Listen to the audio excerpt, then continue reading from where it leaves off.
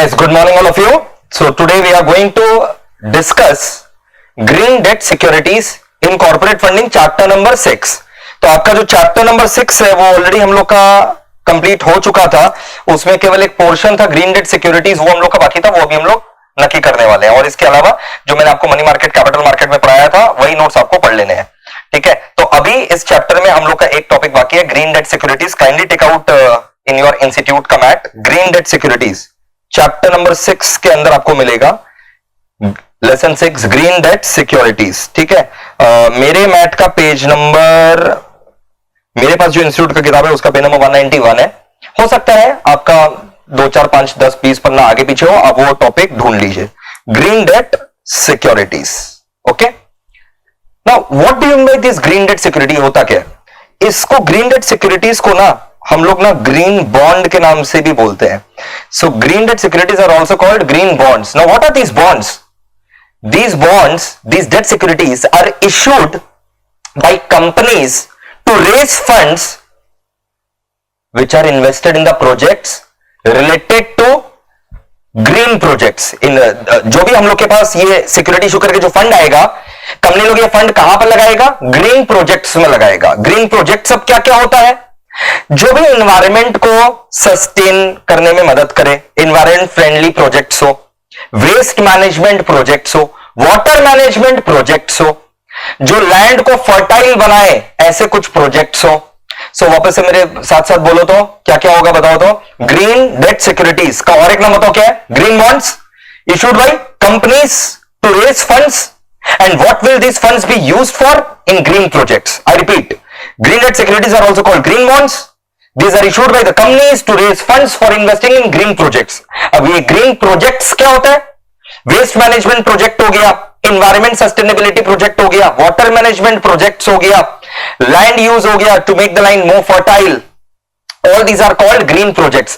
Biological diversity से related जितने भी प्रोजेक्ट्स हैं, क्लाइमेट चेंज से रिलेटेड जितने भी प्रोजेक्ट्स हैं जो क्लाइमेट को सस्टेनेबिलिटी में मदद कर सके, ठीक है, to prevent the climate from changing drastically. So climate change projects, all these are green projects. तो ये सब 5-6 जो एग्जांपल अभी हम करवाएंगे वो सब ग्रीन प्रोजेक्ट्स है. इसमें फंड अगर हम लोग लगाने के लिए इकट्ठा कर रहे हैं इन्वेस्टर लोग को बोल करके, तो ये ग्रीन डेट सिक्योरिटीज माने जाएंगे. अब सर प्रैक्टिकली ऐसा होता है क्या? हाँ बिल्कुल होता है. एसबीआई ने रेस किया था 2018 में, साल 2018 में $750 million US SBI for climate projects. ठीक है, तो अपना क्लाइमेट के प्रति जो रिस्पॉन्सिबिलिटी था उसको पूरा करने के लिए वो ग्रीन डेट सिक्योरिटी इशू किया था. $750 मिलियन US एसबीआई ने. इसके अलावा और भी बहुत सारे कंपनीज है इंडिया के जो ऑलरेडी ग्रीन बॉन्ड यानी ग्रीन डेट सिक्योरिटी इशू कर रखा है.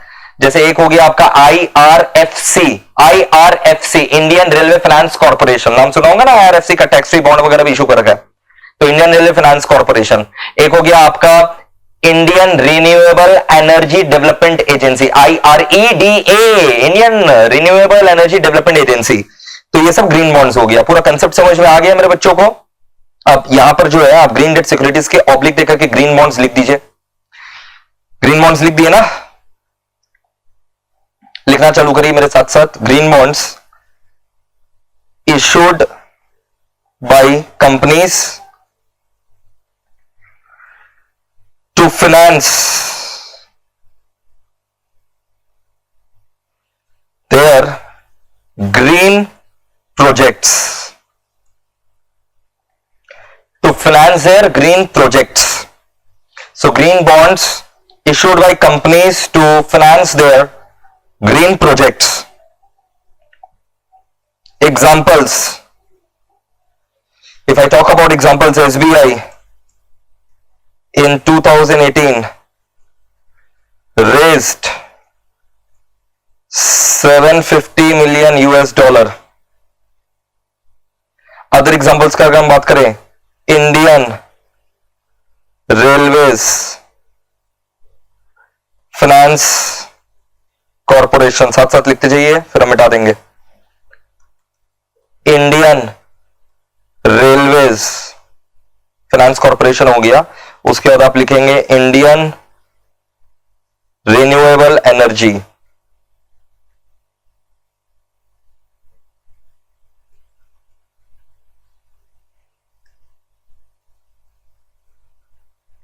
Development agency.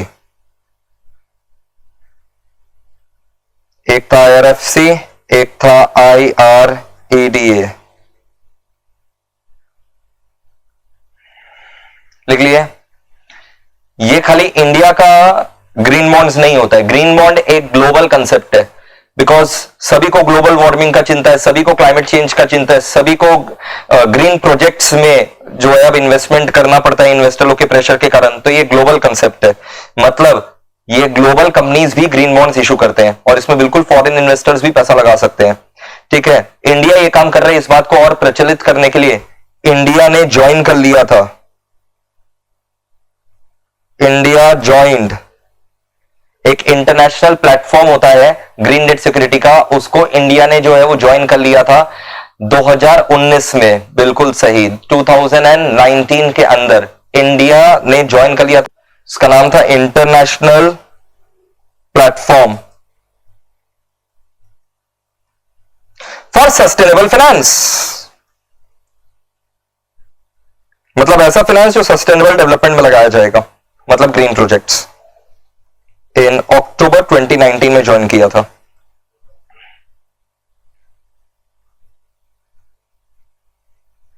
To attract foreign investors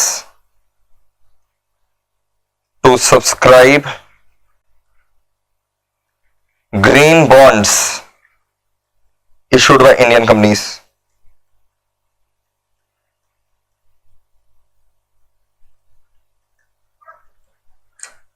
बहुत सारा एसोसिएशन होता है ना, human right association, environment change association, wild life association, उन लोग अपना जो फंड्स रेस करता है वो ये सब प्रोजेक्ट में इन्वेस्ट करना चाहता है, तो बढ़िया बात है। तो उसके लिए लाइमलाइट में तो आना पड़ेगा ना, तो इंडिया ने इंटरनेशनल प्लेटफॉर्म ज्वाइन कर लिया था for sustainable finance in October 2019 to attract foreign investors to subscribe the green bond issued by the Indian companies. Okay, अब ग्रीन प्रोजेक्ट्स क्या क्या होता है, ये पूरा लिस्ट है ग्रीन प्रोजेक्ट्स का। ग्रीन प्रोजेक्ट्स ये सब माना गया है, ये लिस्ट पूरा है ग्रीन प्रोजेक्ट्स का। ये पूरा ग्रीन प्रोजेक्ट का लिस्ट है, क्या क्या जो मैंने कहा था वही सारा। रिन्यूएबल एंड सस्टेनेबल एनर्जी, ठीक है, जो सस्टेनेबल एनर्जी जो पैदा करता है वो ग्रीन प्रोजेक्ट माना जाएगा, चाहे वो विंड, सोलर, बायो एनर्जी कुछ भी हो। क्लीन ट्रांसपोर्टेशन, फिर water management, climate change adaptation, ठीक है, फिर ग्रीन बिल्डिंग्स, आप लोग बहुत सारा आजकल कंसेप्ट सुने हो ना, ग्रीन बिल्डिंग्स का कंसेप्ट आता है। वेस्ट मैनेजमेंट, फिर land use including sustainable forestry agriculture, ठीक है, biodiversity and any other category सभी में स्पेसिफाई। तो याद नहीं करना, लर्न नहीं करना है, कंसेप्ट ले लेना है और 4-5 ग्रीन प्रोजेक्ट तो ऑटोमेटिकली आपके दिमाग में रहेगा। बताइए 4-5 क्या क्या, water management, waste management, climate change adaptation, water management, waste management, climate change adaptation, biological diversity, ठीक है, land use including the fertility and afforestation, ये सब। तो ये 5 तो नाम आप याद कर लीजिएगा, हो ही गया होगा याद। अब डिस्क्लोजर्स क्या क्या हम लोग को देना है boys and girls, disclosures in offer document. भाई जब मेरा कंपनी ग्रीन बॉन्ड इशू करेगा, तो ग्रीन बॉन्ड इशू करेगा तो उसके लिए भी तो ऑफर डॉक्यूमेंट तो बताना पड़ेगा ना आपको, ऑफर डॉक्यूमेंट तो इशू करना पड़ेगा ना इन्वेस्टर्स को। प्रोस्पेक्टिव इन्वेस्टर्स आपके अंदर थोड़ी ना ऐसे पैसा लगा देगा, आपको ऑफर डॉक्यूमेंट बताना पड़ेगा। उस ऑफर डॉक्यूमेंट में आप क्या क्या डिस्क्लोजर देना पड़ेगा ग्रीन बॉन्ड से रिलेटेड। सबसे पहले तो एलिजिबिलिटी क्राइटेरिया, आप जिस प्रोजेक्ट में पैसा लगा, आप जिस प्रोजेक्ट को ग्रीन प्रोजेक्ट बोल रहे हैं, मेरा कंपनी जिस प्रोजेक्ट को ग्रीन प्रोजेक्ट बोल रहा है, what was the parameter to जज whether my project is a green project. वो ऑफर डॉक्यूमेंट में बताओ कि मेरा प्रोजेक्ट अगर ग्रीन प्रोजेक्ट है तो कैसे मैंने जज किया, how did the project got its eligibility to become a green project. ऐसे तो मैं कुछ भी बोलूंगा और बोलूंगा भाई ग्रीन प्रोजेक्ट है, इसलिए जो मैं बॉन्ड इशू कर रहा हूं ये ग्रीन बॉन्ड माना जाए, क्योंकि मैं ये जो प्रोजेक्ट है ये ग्रीन प्रोजेक्ट है। अरे भाई आपके बोलने से तो वो प्रोजेक्ट ग्रीन प्रोजेक्ट नहीं माना जाएगा ना, ये will have to satisfy the eligibility criteria. So what was the eligibility criteria that your project is satisfied to become a green project, वो आपको बताना पड़ेगा। ये देखिए ऑफर डॉक्यूमेंट में आपको क्या क्या डिस्क्लोजर्स करना पड़ता है, बहुत सिंपल है। डिस्क्लोजर्स इन ऑफर डॉक्यूमेंट में सबसे, ये देखो, issuer of green debt security यानी ग्रीन बॉन्ड जो इशू करेगा शैल make the following disclosure. Statement on environmental objective, आप इन्वायरमेंट को इससे क्या रक्षा करने वाले हैं वो बताइए, आपका इन्वायरमेंट का ऑब्जेक्टिव क्या, वो आपको स्टेटमेंट में बताना पड़ेगा। Brief details of the decision making process that issuer has followed for determining the eligibility of the project. बताए ना कि प्रोजेक्ट कैसे एलिजिबल बना ग्रीन प्रोजेक्ट अपने आप को बोलने के लिए, वो आपको प्रोसेस बताना पड़ेगा जो आपने फॉलो किया है ताकि आपका प्रोजेक्ट ग्रीन प्रोजेक्ट क्वालिफाई हो सके. ठीक है, उसके बाद बस यहीं तक ये सब रिपीट हो रहा है, वही प्रोसेस का बात हो रहा है, वही बात हो रहा है एलिजिबल का, वही बात हो रहा है एनवायरमेंट सस्टेनेबिलिटी ऑब्जेक्टिव का जो आपने ऊपर में लिखी दिया है. इसके अलावा चलो आप इशू कर दिया तो जो इशू प्रोसीड आएगा वो केवल ग्रीन प्रोजेक्ट में डिप्लॉय हो, इसके लिए आपने क्या सिस्टम बना रखा है वो ऑफर डॉक्यूमेंट में इन्वेस्टर लोग को बताइए कि आपने क्या सिस्टम बना रखा है. आप कैसे चेक करेंगे कि जो पैसा आएगा इन्वेस्टर लोग से वो केवल ग्रीन प्रोजेक्ट में जाएगा. Issuer shall provide the details of the system procedure to be employed for tracking the deployment यानी use of the proceeds of the issue. पूरा आपको प्रोजेक्ट का डिटेल देना पड़ेगा. सर अभी तो दिए थे, आपने बताया था कि ये प्रोजेक्ट ग्रीन प्रोजेक्ट कैसे एलिजिबल हुआ, डिटेल नहीं बताया था. आपने बताया था details of the steps process because of which the project is qualified itself as a green project. फिर आपने बताया system to track the deployment of the issue proceed. फिर आपको बताना है डिटेल्स ऑफ द प्रोजेक्ट. ठीक है, इसके अलावा बड़ा बड़ा कंपनी लोग तो क्या करता है, इन्वेस्टर लोग का कॉन्फिडेंस जीतने के लिए एक थर्ड पार्टी को रख लेता है, वही ये सब काम करता है. क्योंकि मैं तो बोलेंगे मेरा सारा प्रोजेक्ट ग्रीन प्रोजेक्ट है तो थर्ड पार्टी को रख लिया जाता है. तो issuer may appoint an independent third party reviewer certifier for reviewing certifying the processes including project evaluation selection criteria कि मैंने प्रॉपर्ली सेलेक्ट किया है ना प्रोजेक्ट को एज अ ग्रीन प्रोजेक्ट. ठीक है, सच अपॉइंटमेंट इज लेकिन ऑप्शनल, लेकिन अगर अपॉइंटमेंट हुआ है तो आपको बताना पड़ेगा. Shall be disclose in the offer document. तो ये था एकदम इनिशियल डिस्क्लोजर. इसके बगल में आप लिख दीजिए इनिशियल डिस्क्लोजर, क्योंकि ये डिस्क्लोजर कहां हो रहा था, ऑफर डॉक्यूमेंट में, यानी इशू करने के पहले. बताइए मेरे को क्या क्या आपको इनिशियल डिस्क्लोजर करना पड़ेगा, इशू करने के पहले क्या क्या इनिशियल डिस्क्लोजर करना पड़ेगा. Environment statement mentioning the environment objective. उसके बाद the system and the process that has been followed to decide whether the project is eligible और not to be qualified as a green project. ठीक है, उसके बाद आपको पूरा details of the green project बता देना है, और details of the green project बताने के बाद आपको डिप्लॉयमेंट भी बताना है, system which will be used to make sure that the issue procedure are properly deployed in the green project. And independent third party को रख देना ताकि वो हम लोग का पूरे सिस्टम को रिव्यू कर सके. ऑप्शनल है, लेकिन अगर आप रखेंगे तो आपको ऑफर डॉक्यूमेंट में डिस्क्लोज करना कंपलसरी है. ओके, ये हो गया इनिशियल डिस्क्लोजर. अब हम लोग बात करने वाले हैं कंटिन्यूअस डिस्क्लोजर का. ये जो कंटिन्यूअस डिस्क्लोजर है ये होगा half yearly and yearly basis पर. लिख दीजिए half yearly basis and yearly basis. Continuous disclosure will be on half yearly basis and yearly basis. इसमें वही सर आपको बताना है कि जो फंड जो आया था उसमें से कितना यूज कर दिया है आपने और कितना अनयूटिलाइज फंड है. Utilize fund and unutilized fund, ये सर आपको डिटेल बताना पड़ेगा. ये देखिए कंटिन्यूअस डिस्क्लोजर में आपको क्या बताना पड़ेगा, details of utilization of the proceed, कितना आपने यूटिलाइज कर लिया, and unutilize proceeds of the issue, दोनों आपको बताना पड़ेगा. यूज कितना किया और अनयूज कितना पड़ा हुआ है. जैसे मैंने कहा this detail shall be provided along with half yearly and annual financial results. मतलब half yearly disclosure and annual disclosure yearly basis पर करना पड़ेगा. ठीक है, एंड जो यूज किया आपने proceed it shall be verified by external auditor. जो हम लोग का स्टैट्यूटरी एक्सटर्नल यानी जो स्टैट्यूटरी ऑडिटर है वो इसको वेरीफाई करेगा कि जो हम लोग बोल रहे हैं ना यूज किए हैं, इतना करोड़ यूज कर लिए ग्रीन प्रोजेक्ट में, वो वाकई में सच है कि नहीं. ठीक है, इसके अलावा आपका जरूरी नहीं है ना कि एक ग्रीन प्रोजेक्ट हो सकता है आपका मल्टीपल ग्रीन प्रोजेक्ट हो. तो पूरा लिस्ट बताइए, ग्रीन प्रोजेक्ट का पूरा लिस्ट बताइए. Project A B C D, project A में कितना लगा, बी में कितना लगा, सी में कितना लगा, डी में कितना लगा, वो बताइए. ठीक है, और उनका सारा डिटेल भी दीजिए. Subject to confidentiality agreement with your business partners. अगर मेरे बिजनेस पार्टनर्स के साथ कुछ कॉन्फिडेंशियलिटी एग्रीमेंट किया हुआ है उसको ब्रीच नहीं करना है.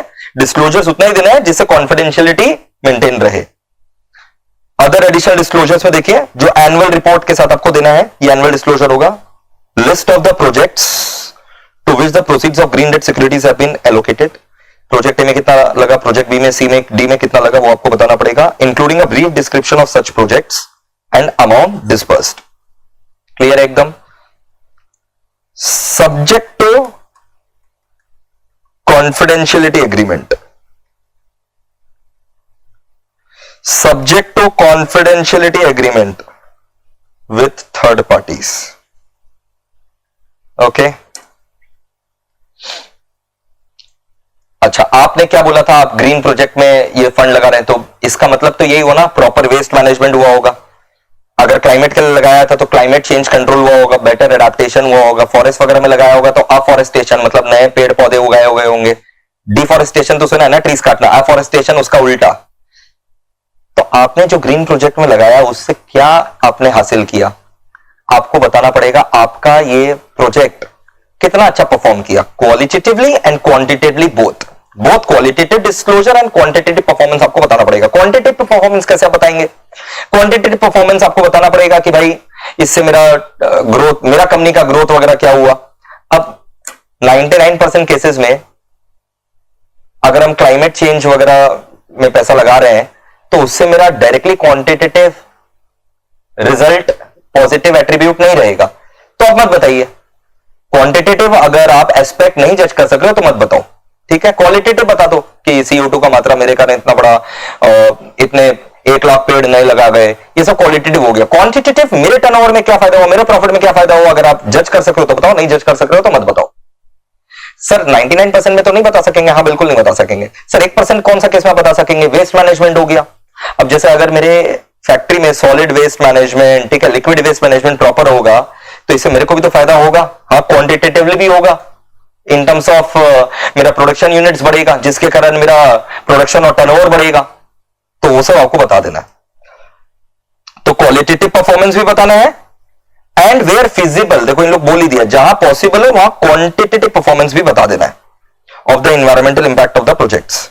If quantitative benefit can not be ascertained, quantitative नहीं पता चल रहा है आपको फायदा, तो फिर आप उस बात को डिस्क्लोज कर देना कि भाई क्वांटिटेटिव नहीं पता चल रहा है, ये आप डिस्क्लोज कर देना। बस काफी है बेटा इतना, ठीक है।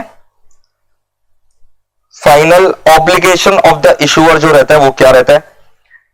जो ऑफर डॉक्यूमेंट में आपने बताया था ग्रीन प्रोजेक्ट में आप रुपया लगाएंगे, उसी ग्रीन प्रोजेक्ट में रुपया लगा रहे हैं, सारा करेक्ट डिस्क्लोजर किए हैं ऑफर डॉक्यूमेंट में और उसको फॉलो कर रहे हैं, इन्वेस्टर लोग को टाइमली डिस्क्लोजर कर रहे हैं, यही आपका ऑब्लिगेशन है। और जो आपने शुरू में डिसीजन लिया था कि ग्रीन प्रोजेक्ट को हम पूरा करेंगे, उससे आप विचलित नहीं हो सकते, उसी में आपको रहना है। देखो obligation of the issuer, maintain decision making process, जो डिसीजन मेकिंग प्रोसेस शुरू में था उसी को मेंटेन करो, which it uses to determine the continuing eligibility of the project। Green project को कंटिन्यू करना है, बस वहीं तक। उसके अलावा ensure that all the projects funded by proceeds of green bond meet the objective of green debt security। जो objective था ग्रीन बॉन्ड का वो सारा प्रोजेक्ट उसको फुलफिल कर रहा है। and use the proceeds as disclosed in the offer document for stated purpose mentioned in the offer document। बस यहीं तक। So this completes my exhaustive discussion on green bond। ठीक है, अब मुश्किल से आपको 10 से 15 मिनट लगेगा, 10 to 15 मिनट्स में आप इसको आराम से गो थ्रू करके नक्की कर सकते हैं। ठीक है दोस्तों, तो ये हम लोग का ग्रीन बॉन्ड बाकी था, ये खत्म हुआ।